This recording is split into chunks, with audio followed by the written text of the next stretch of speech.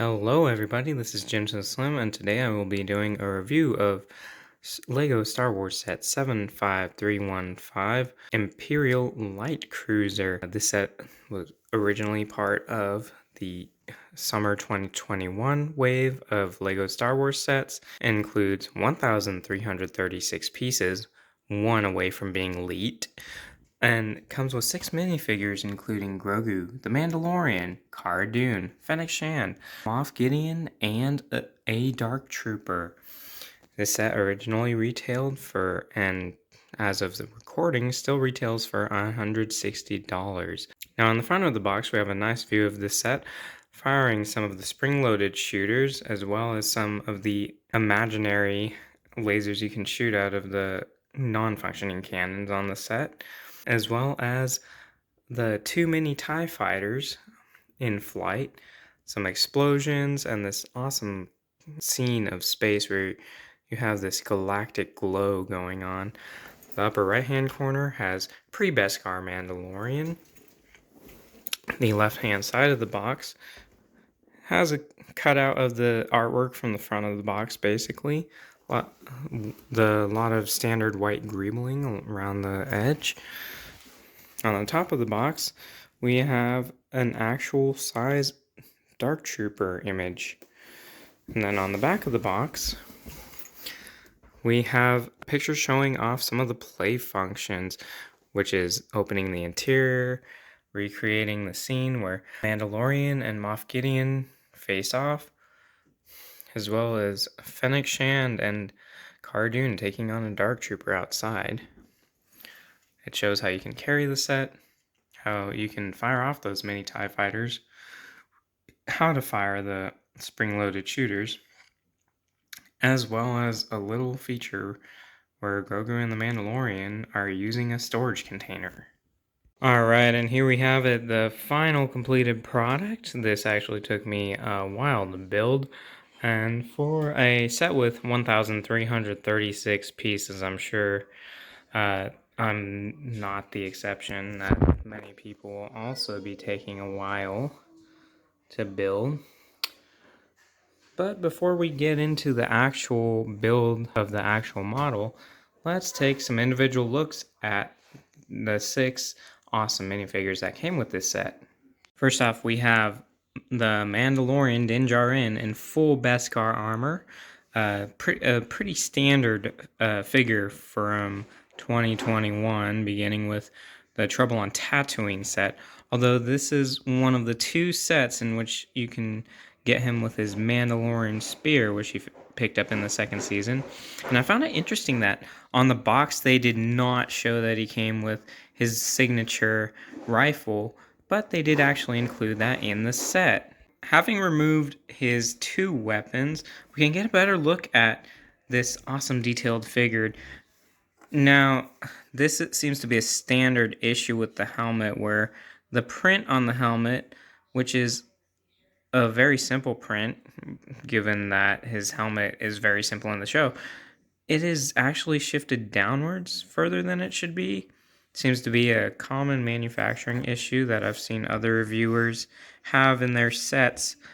Unfortunately, as well, we still have generic black mystery head, even though we saw Din Djarin's face at the end of the 1st season, as well again as in the 2nd season.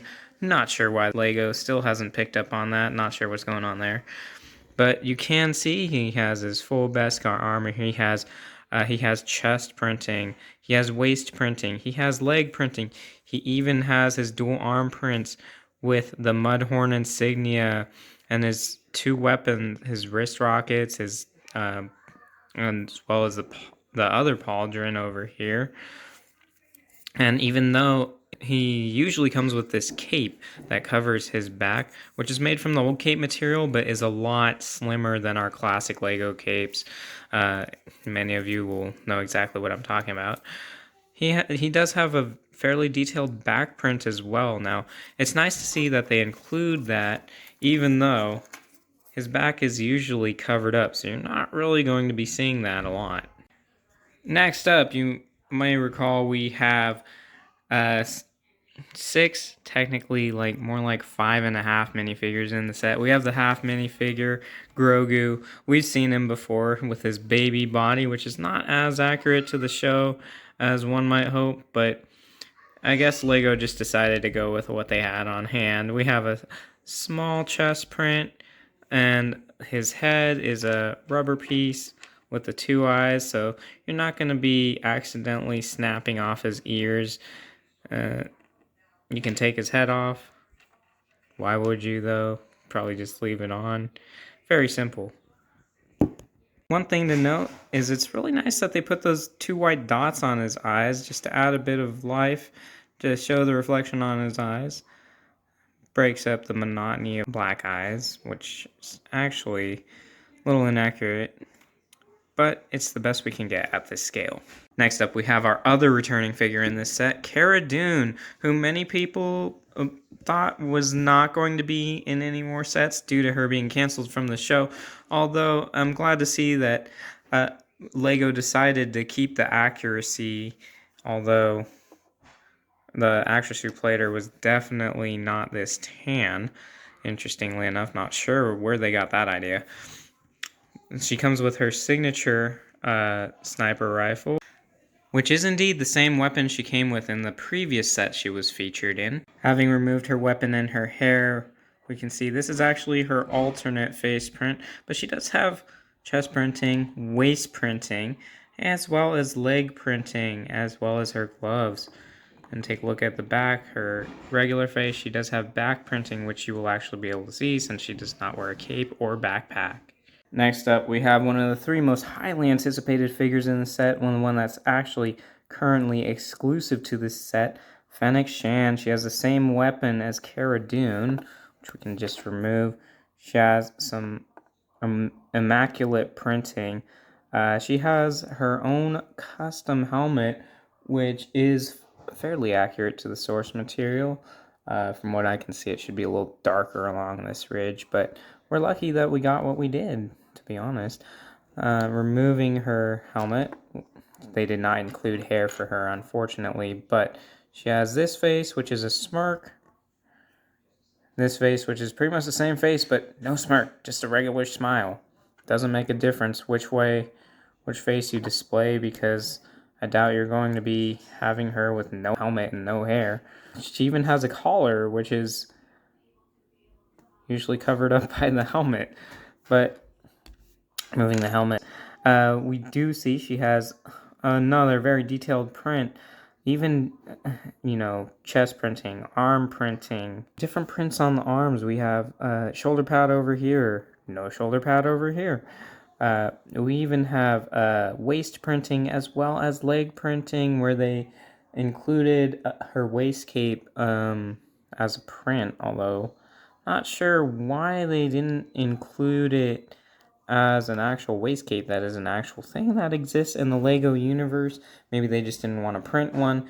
Maybe they're trying to keep her to where she can sit so they can use the same figure when they make some of the Book of Boba Fett sets. Next up, we have one of the other most highly anticipated figures for this set, the Dark Trooper. Now, it's interesting how they did the design on this. They included this fairly standard blaster, which we'll remove. And now, interestingly enough, rather than make a custom head, they made a custom helmet, which is a new mold.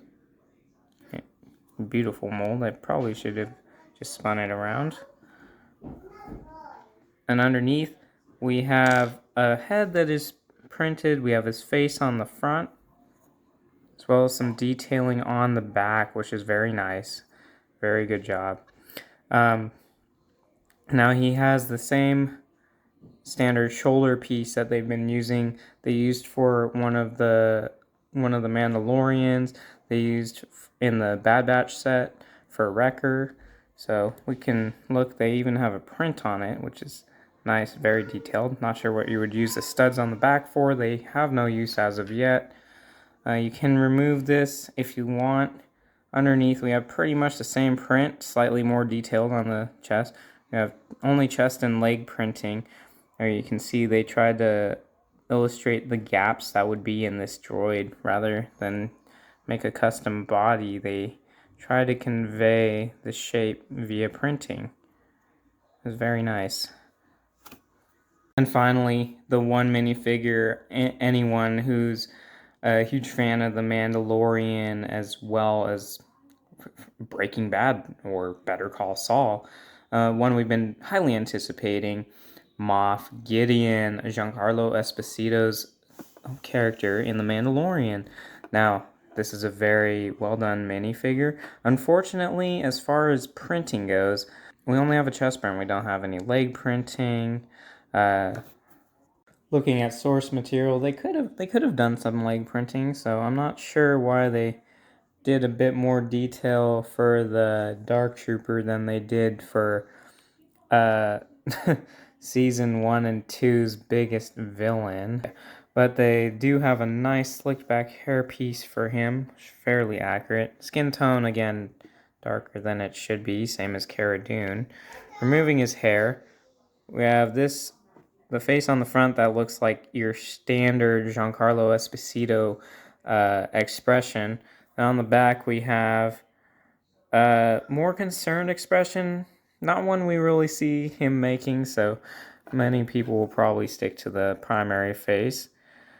Now his cape is made from this lovely soft material. It's not the stiff material that classic Lego capes are made out of, so you can flex it. You can easily flip it up to see his back print, which probably won't be seeing much. And it's also red on the inside and black on the outside, a very detailed cape.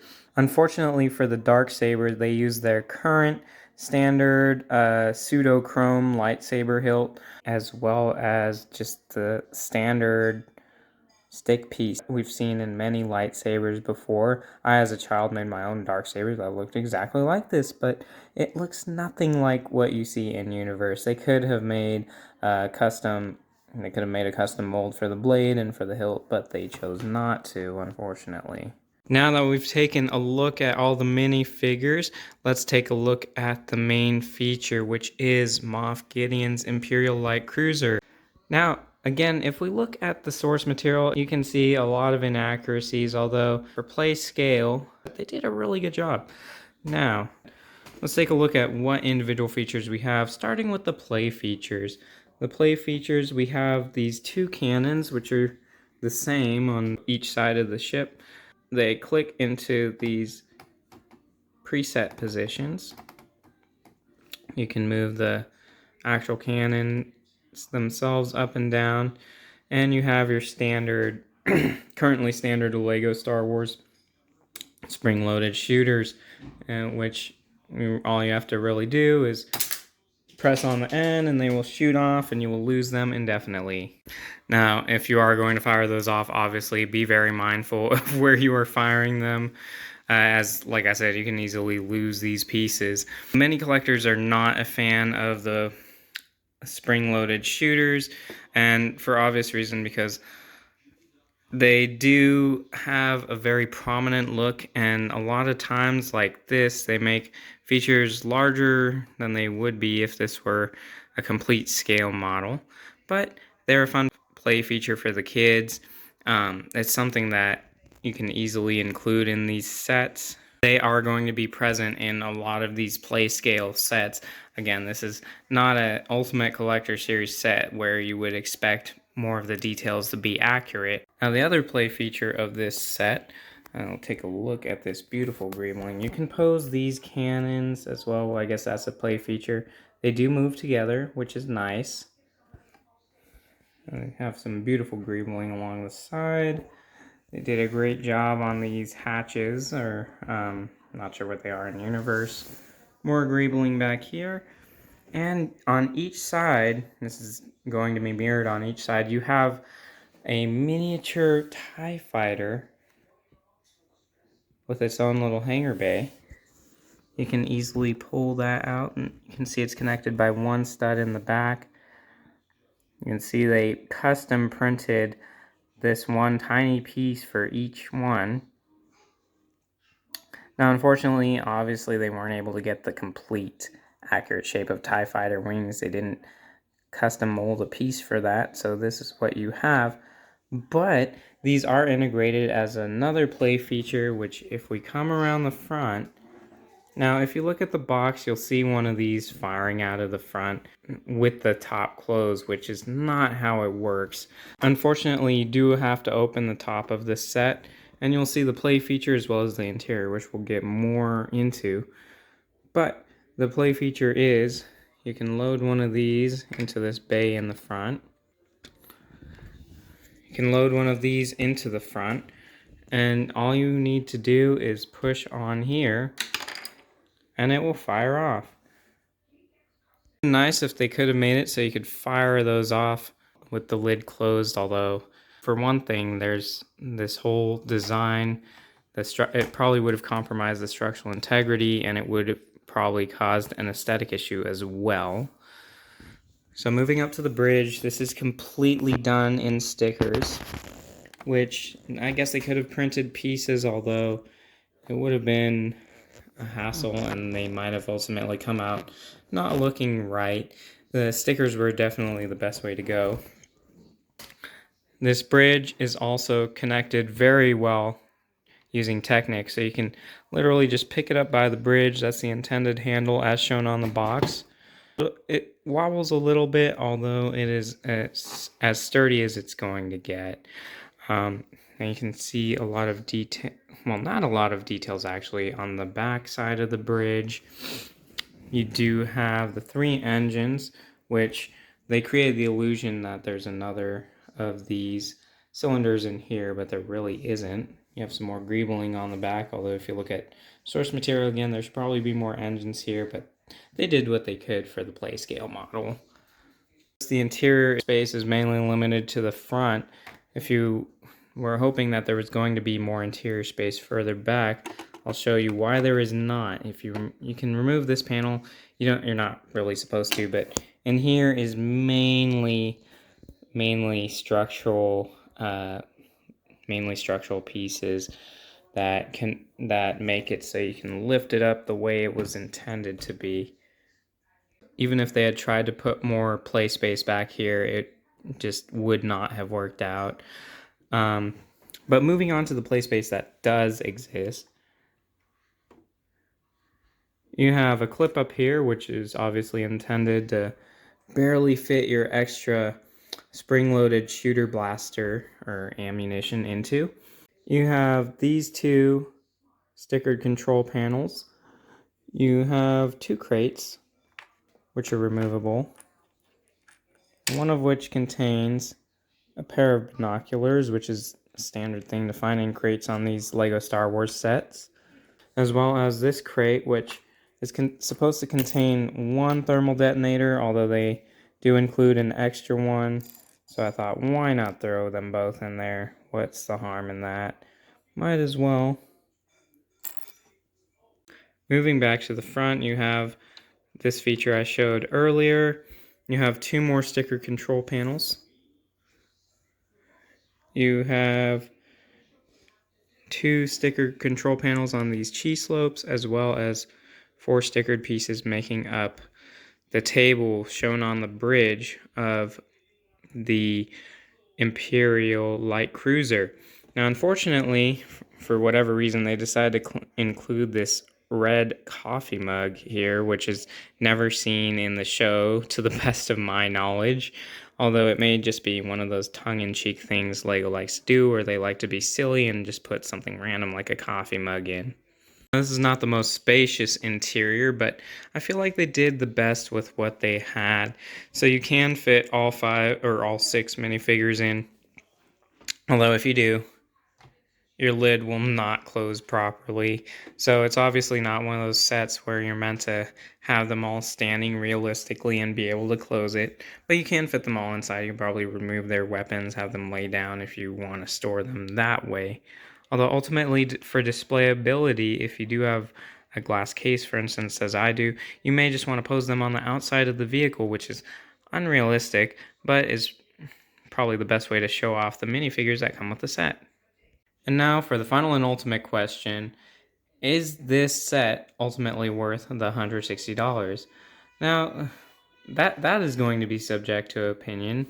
It does contain the 3 coveted minifigures, which are currently exclusive only to this set.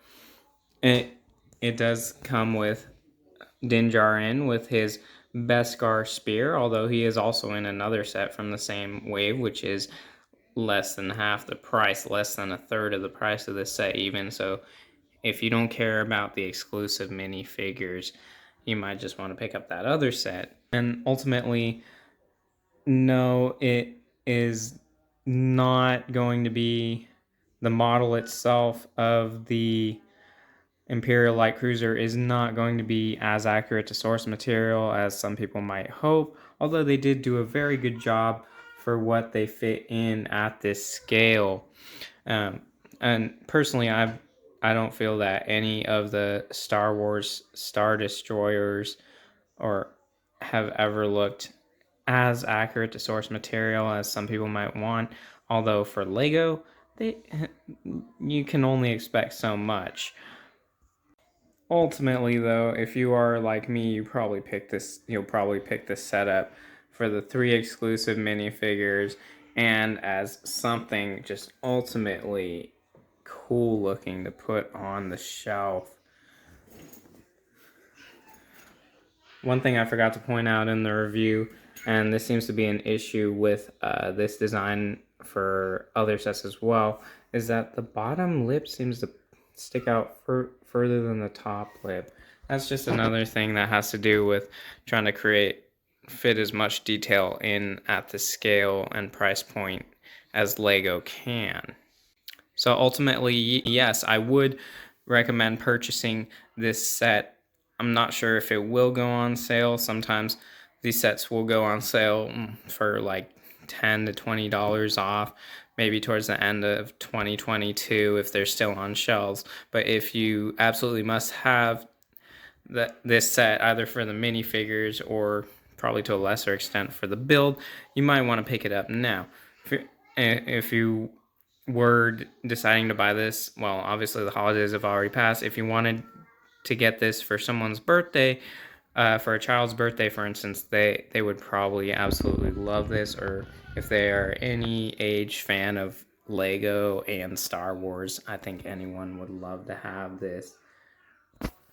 So with all that being said, let me know what you think of this set. Please, as usual, like, comment, subscribe. In the comments, you can let me know, what do you think of this set? Will you be picking it up? Have you already picked it up? And what other sets would you like to see me review? And with that, this is Jim to the Slim, signing out.